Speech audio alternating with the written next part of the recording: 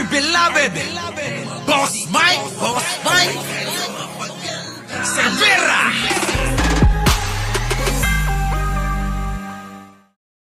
At syempre, wala po yung ating mga kaibigan, mga kasama dito at may mga sari-sarili, mga personal na lakad. Ano po? Si Coach yata may masama pakiramdam. Kasi kanina pa sila nagtatanong si Coach may lagnat. Si Sangkay umuwi ng probinsya. Siyempre may pamilya yun, di ba? May inaasikasong mahalaga. Si Mark malamang tulog. Iba oras niya. Iba oras kasi nun ni Mark. Si Chris Ulo, ayun. Nakay General Torre. Kasama si General Torre ngayon. Oy, balikan natin itong doon tayo naputol kay Pangulong Bongbong Marcos na tinayana pati pato, 'di ba? Na wala na siyang pakialam kung masira yung kanyang administrasyon mismo. Sabi ko nga kanina, sa kasaysayan ng Pilipinas, ngayon lang ito nangyari. Yung ikaw mismo na presidente ang magsisiwalat ng kabulukan ng gobyerno. Diba? Alam mo, Insan, ang nakakatawa kasi dito, itong mga ingot-ingot na mga DDS, nagrally sila ng isang araw kasama si Ka Eric. Pabagsakin daw si PBM. So ano ba, nililinis niyo ba yung pangalan ni Digong? In the first place, kay Digong nagsimula itong anomalya sa flood control project. Diba? Hindi lang panahon ni Digong. Nung malamang kay Gloria pa nga siguro to, no. Pero ang nakakainis talaga dito yung rally ng mga DDS, no. Talagang hindi na talaga nila alam kung ano yung pinaglalaban nila. Kasi isipin mo, nagrereklamo ko ng korupsyon. Ang reklamo nila korupsyon. Yung mismo pumipigil sa korupsyon, ayun ang binabatikos nila. Parang takang-taka ka. Wala, may naniniwala pa ba sa mga yan? Sabi ko nga sa iyo, irrelevant na sila. Wala nang naniniwala sa kanila. Pero dapat ito, in my own opinion, dapat to si Ka Eric, dapat sinasampulan na to Sa akin lang, ayaw ko lang mag-agree kayo, pero iba yung, hindi kasi porket na nakakalusot ka, kaya siya namimihasa Isipin mo, sabi niya, no, yung nakaraan, sabi niya, hindi naman to kudeta pero ito ay constitutional mandate lang ito ng mga sundalo na protektahan ng mga Pilipino. So kanino po protektahan? Sa presidente ba? Teka muna, ilang sundalo ba kailangan nila? Baka kasya na yung isa. Ilan lang naman sila, wala pang 3 kasama pa anino. Ano ba ipoprotekta doon? Isang sundalo siguro kung yun yung hinihiling nila, di ba? Saka mga partner naririnig ako? Tsaka mga partner, buhat nung pumutok yung issue ng anomalya ng flood control, yung pagsisiwalat ni PBBM. Hindi nagaanong napapag-usapan yung nangyari kay dating Pangulong Duterte. Kahit yung ipinaglalaban ng mga taga-suporta ni dating Pangulong Duterte, hindi na napapag-usapan ngayon. Kasi nga, ang taong bayan, wala na talagang pakialam sa kung ano pa man yung ipinananawagan nitong taga-suporta ni dating Pangulong Duterte. Teka, putulin kita dyan. Ngayon, putulin kita. Sa ginawa ng presidente na pagsisiwala dun sa anomalya. Puputulin kita dyan. Jake. Nagtataka ka ba? Paano nga magkakaroon ng interes ang taong bayan sa usapin pa nila?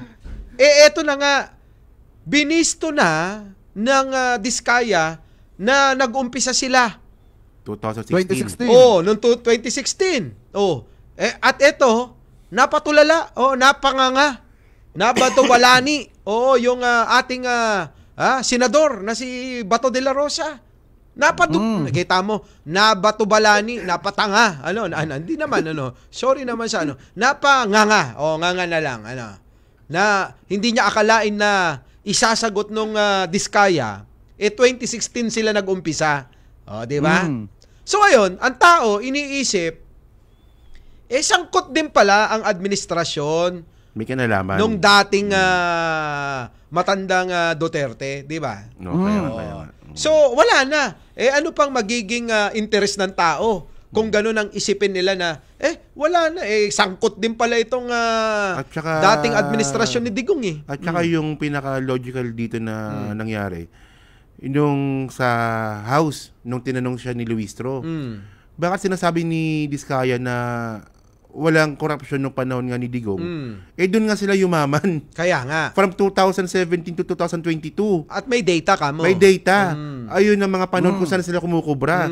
So doon mo sasabihin na walang kanalaman yung dating administrasyon. Ayan nga Kaya nga insan itong pagtatantrums ni Marcoleta. Ni Senator Idol Marcoleta. Idol ni Jake yan. Para bang tila ano tila parang hindi bagay. Mahirap naman sabihin, ano. Ayoko naman sabihin walang karapatang mag-tantrums. Siya rin naman ang may gawa. Biruin mo mag-iimbestiga ka, gusto mo yung taon lang na gusto mong imbestigahan. Tama. Diba? Pero alam mo, nagtataka ako dito, no? Nung sinabi ni Marcoleta na, akala ko kasi nasa trend kasi ako nun nung hearing na yon. Si Marcoleta pala may sabi na, safe ka na. Kay Jinggoy. Akala ko si Jinggoy may sabi nun. Si Marcoleta pala. So, ang tanong dito, bakit magbibiro si Marcoleta kay Jinggoy ng ganun? Oo nga. Di ba? Ang dami-dami pwedeng biruin. Bakit si Jinggoy pa? Si Marcoleta. O di ba posibleng ganun, di ba? Posibleng baka pwede naman kasing ibiro ni Idol Marcoleta na. kay Amy. Hindi, sabihin niya kay Jinggoy, sabi ko na Barbie. O, di ba? Pwede naman ibiro ang ganun eh. Oo nga. Bakit ibibiro mo na ligtas ka na, safe ka na? O, di ba? Kaya nga, di ba? So, medyo mga partner, isipin nyo bakit sasabihin nyo ni Senator Dante Marcoleta sa mismong committee niya na idinaan niya lamang yun sa biro? Maliwanag naman na bagamat biro nga niya yun, pero may laman. Kaya nga. At saka nagalit na insulto etong si Senator Jinggoy Estrada. So, ibig sabihin, may idea etong si Senator Dante Marcoleta na di umano, pumapatungkol dito kay Senator Jinggoy Estrada na baka may ugnayan nga ito dito sa mga issue ng flood control at pagtanggap ng pera. Pero kasi kasi ang lumalabas kasi dito, no, parang ang Blue Ribbon Committee talaga ni Marcoleta. Parang siya yung nagiging abogado ng mga senador ngayon Tama. Parang ganoon ang labas Dati pa naman Nung una medyo hindi halata Una pa lang na salpak nila, 'di ba? Bida-bida na si Senator Marcoleta diyan, 'di ba? Kaya yun, pero by the way nga pala, sabi rin pala ni Tito Sen, inaalok pala ulit kay Marcoleta yung Blue Ribbon Committee. So, syempre meron kapalit yun. Kailangan niya maging parte ng majority na hindi naman pwede. Ayaw niya ni Marcoleta. Tapos, ang alam talaga natin, si Senator Risa Hontiveros dapat yung ahawak niyan. Tinanggihan tinanggihan ni Risa. Pero deserve niya deserve ni Risa Hontiveros Marami nang napatunayan yung ali. Oo, marami nang napatunayan yung ali na yan. So, yun. Then napunta kay Ping Lacson. Kaya ngayon lumalabas ngayon, isa sa pinakamakapangyarihan na senador ngayon, si Ping Lacson. Di ba? Senate pro tempore Blue Ribbon Committee pa. Hindi naman tayo binibigo ni Senator Ping Lacson. Kaya nga. Kaya nga, alam nyo, sa totoo lang, love na love ko yan. Kuripot lang, no? Hindi naman mahalaga na yun di ba? Ikaw talaga. Joke lang. Kuripot naman silang lahat dyan. Sa akin, alam nyo, ang pinakamahalaga ngayon ay masolusyonan ng problema ng bansang ito. Na kailangan may mga magpakabayani na katulad ni Ping Lacson. Pero malupit tong gagawin ni Ping Lacson kasi kapwa niya senador yung sasagasaan niya Kasi matindi to Kaya nga. Ito yung kumbaga ito yung magiging parang hindi, nangyari na rin to noong panahon ni Pinoy Pero ito kasi parang si Ping Lacson lang si Tito Soto yung talagang babanat dito sa mga kapwa niyang senador Kaya nga insan sinasabi ko rito na kailangan na natin ng mga leader talaga na talagang pupuksa, lulupig, no? Dito sa lilipol dito sa mga magnanakaw sa gobyerno. And by the way, si Ping Lacson, presidential materials yan. Pang presidente talaga yung talent ni Ping Lacson. Kaya nga. Si Risa, isa rin yan, di ba? Risa, si Lacson, lahat naman may mga karapatan at saka si Kibuloy pwede. Ikaw talaga. Kaya lang nga, syempre ang taong bayan dapat mapagsabihan natin at ma-guide natin na kung sino ba dapat talaga, ano bang criteria, ano bang katangian dapat piliin na natin, Diyos ko. Magandang tandem to Insan, Lacson, Risa. Tayo, matuto na ho tayo mga kababayan ko, Tama. Ang masakit natapat talaga dito sa panunungkulan ni Pangulong Bongbong Marcos Alam nyo, si Pangulo, wala hong ibang nais kung hindi mapabuti tayo. Kaya lang nga etong mga talagang sakit, sabi nga nila, cancer nga itong sakit ng pandarambong sa gobyerno Tagal yan halos lahat ng mga politiko na mga nandiyan dyan, ang iniisip, payamanin yung sarili. Hindi, para sa bayan yung mga yan. Bayad. Hindi, para sa bayan yan. Kaya sila tumatakbo para maglingkod sa bayan. Alam mo. Kaya sila gumagastos ng milyon-milyon kada eleksyon para maglingkod sa bayan. Maglingkod ba talaga o sarcasm yung sinasabi mo? Alam mo, insan doon ako nagtataka, no? Kung kukumpara mo yung sweldo nila doon sa gagastusin nila tuwing eleksyon, mas malaki pa yung gagastusin nila sa eleksyon kaysa sweldo nila sa buong 3 taon Kaya nga. Di ba? Kaya nga sabi ko mas maigi siguro mga kababayan isipin nating maigi kung sino ba talaga kasi para sa akin lang ngayon bilang ordinaryong mamaya magsasalita ako na wala na yatang mga politiko na tatakbo para tulungan ang mamayang Pilipino. Kung hindi papayamanin yung sarili at yun, di ba? Pero si Ping Lacson kasi from the start talaga kumikita yung mga senador sa pork barrel. Pero si Ping Lacson hindi siya kumukuha ng pork barrel. So ibig sabihin, sweldo niya lang talaga. Magkano sweldo ng senador? 200,000 ata amat, no? Mga 235, ganyan. So, dito nga Si Tito Soto naman, sabi naman ni Tito Soto, yung sweldo niya, ibibigay naman daw sa mga estudyante naman. Di ba? Tsaka nasimula na yun. Siguro naman kung yung mga politikong matatagal na dyan at nakaipon na kayo ng napakaraming pera na hindi na kayo maghihirap habang buhay. Hindi! Hanggang kabilang buhay. Hindi na kayo maghihirap. Baka naman siguro hindi pa ata sapat yung 355 million Isang ano nga lang yun. Isang transaction lang yun Isang transaction lang yun. Pero alam nyo, eto hindi porke birthday ni Presidente. Alam nyo, sa totoo lang, damang-dama ko yung pagmamahal niya sa bayan. Pagmamahal niya sa mga Pilipino. Siya yung nakakitaan ko. Nabubukod tangi mula nang nawala yung kanyang tatay na si Apo Lakay. Nabubukod tangi. Hindi porke birthday niya. Nabubukod tangi na nakakitaan ko yung pagmamahal niya sa bansa at sa mamayang Pilipino. Nando dun Sa totoo lang. Damang-dama ko yun. Ewan ko sa inyo. Tsaka binuksan ni PBBM yung Malacanang. Taon-taon yan, binubuksan niya yan. Para sa taong bayan. Para mag-celebrate ng birthday niya. Alam ko, every year ata hindi lang ako pumupunta Kasi, yun lang. Nakakalungkot nga lang. Dahil sabi ko nga, yung mga nakapaligid na imbis na tulungan ng Pangulo para may iangat tayo, sila pa yung humihila pababa ng hindi natin namamalayan. Alam nyo mga kababayan, hindi lang naman sa flood control may ghost. May ghost din na mga nakapaligid kay Pangulo na hindi natin namamalayan na hinihila na siya pababa. Oo. Katulad na lamang mga partner, pinagkatiwalaan ni PBBM, itong si Secretary Bunoan na lang bago to natanggal sa kanyang posisyon, bago to nagbitiw. Ika nga. Pinagkatiwalaan to ng presidente pero malalaman nating lahat sangkot pala, no? Ay isa rin. Ito yun sa gumagawa ng hindi maganda. Ito, pagka tinignan mo yung itsura ni dating Secretary Bunuan ng DPWH, kala mo hindi makabasag pinggan. Akala mo talaga, na talagang napakabait, hindi niya magagawa yung mga ganyan. Parang yung isa, yung alive. Kita nyo tinuturo. Yung magdidemanda daw ng vlogger. Yung magdidemanda daw ng mga vloggers kasi daw shoutout kay Toids. Di ba?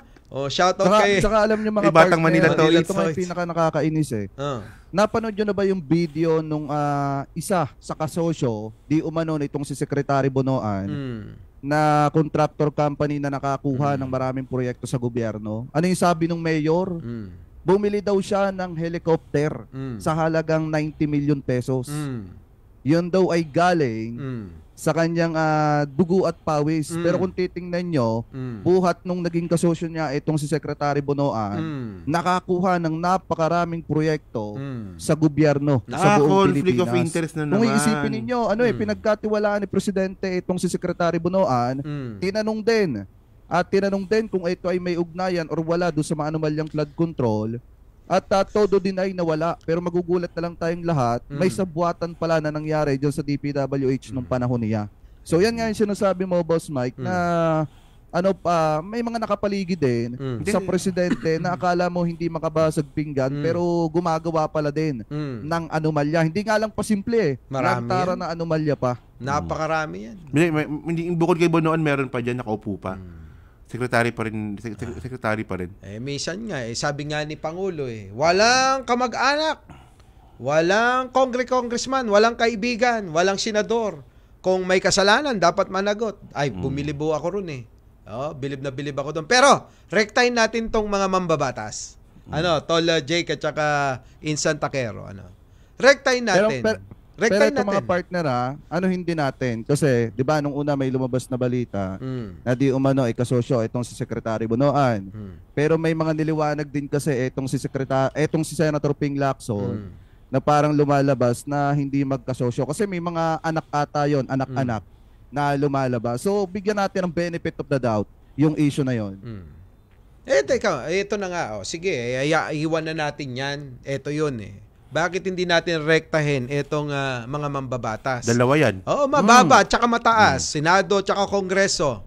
Kung kayo talaga, sincero, bakit hindi kayo magpasa ng batas na magpapataw ng kamatayan sa lahat na mapapatunayan na nagnakaw sa bayan?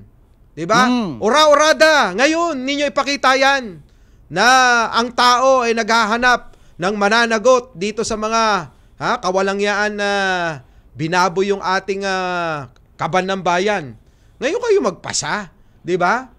Oo. Tama. Dapat ura-urada. Madaliin ninyo kung kinakailangan. Kung malinis talaga kayo. At kahit sino, kamag-anak, kaibigan, pinsan, kung ano pa man, ang masangkot at mapatunayan, dapat, para hindi pa marisan ng mga susunod na henerasyon maging politiko.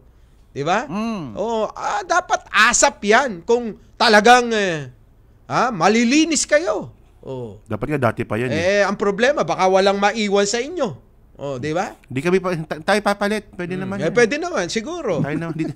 Diba? Dito naman tayo Alam nyo, sa panahon ngayon, mga kababayan, hindi na mahumahalaga yung kagalingan sa usapin ng mga bagay-bagay na makapagpapaliwanag at makakagawa ng mga matitibay na batas. Nababali rin Siguro, ang kailangan na ho natin ngayon, mga kababayan, yung pong tao na handang magsakripisyo, ialay ang buhay. Pero kasi insan kasi kapag tama yung sinabi mo kasi, kahit na may batas yan, pag gustong baliin yan, babaliin yan. Wala. For example, si Erap, ano pala yan convicted pala ng plunder yan So anong sabi sa batas natin, kapag convicted ng plunder, hindi ka na pwedeng tumakbo kahit anong posisyon.